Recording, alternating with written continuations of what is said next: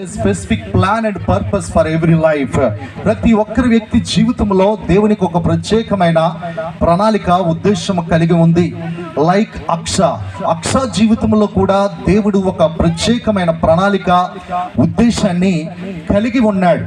వాక్యము సెలవిస్తా ఉంది, childrens are an heritage of the Lord, fruit of the womb his reward అని కీర్తనకారుడు 127వ అధ్యాయంలో 3వ వచనంలో చాలా స్పష్టంగా లేఖనాలు తెలియజేస్తున్నాయి.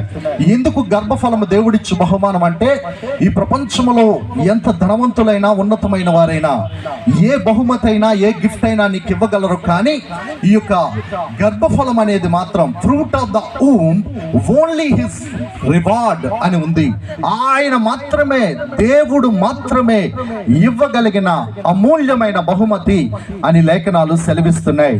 కాబట్టి ఈ గిఫ్ట్ అనేది ఎవరు కూడా ఈ ప్రపంచంలో ఇవ్వలేరు.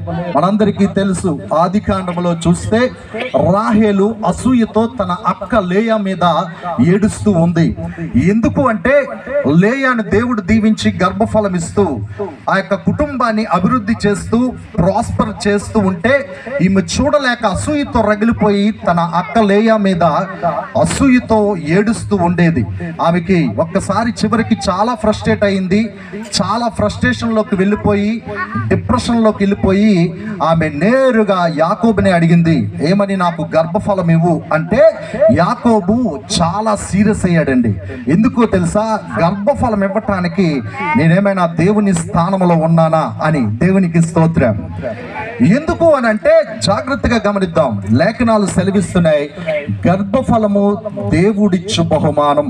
ఇది మనుష్యులు ఎవరి వల్ల అయ్యేది కాదు. ఈరోజు సంతానం లేక చాలా మంది ఇన్విట్రో